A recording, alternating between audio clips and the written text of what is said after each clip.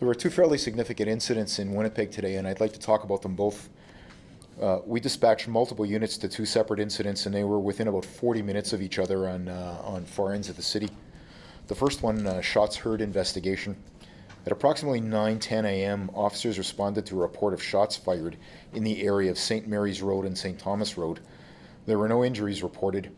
Unfortunately, I don't have a lot of details on this. Investigators are still working on it. It is being handled by the Major Crimes Unit. I can take questions, but I really have fairly limited information at this point. Any idea how many shots fired? We heard reports up to 6, but they haven't been verified. Have you verified it was an actual gun? We haven't, and investigators may have moved toward that, but I haven't been advised. If that's it for that one.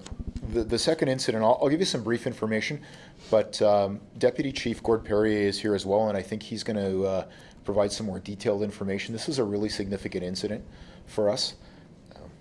At approximately 9:50 a.m., in response to numerous 911 calls, multiple police units were dispatched to Portage Avenue and Main Street for a female wearing a face mask, and pointing a gun to her head.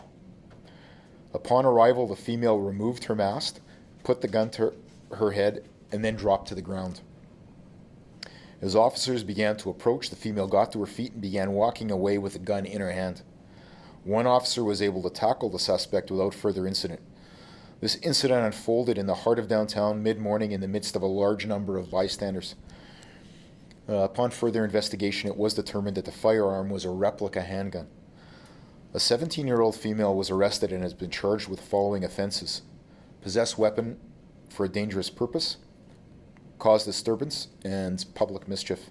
She was detained in custody. I'm going to ask Deputy Chief Perrier to come up. I believe he's going to answer some additional questions. Good afternoon. Thank you for coming. I know this is a significant event for the City of Winnipeg and for members of the public as it unfolded at such a public place.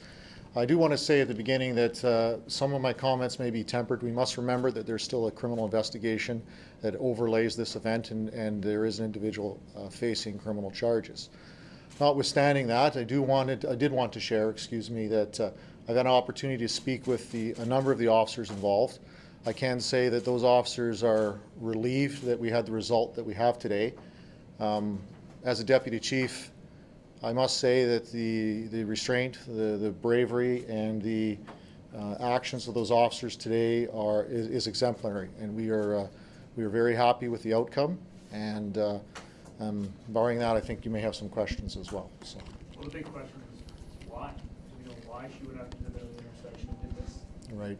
So that's going to form part of the investigation. That's a question I probably won't be able to answer because one, it's a young person. Two, there's an investigative overlay. But those will be things that investigators will be trying to determine in the coming days and as the person's working through the system of custody. Was this a self-harm kind of incident? Was she out there with the intention of self-harm, I should say?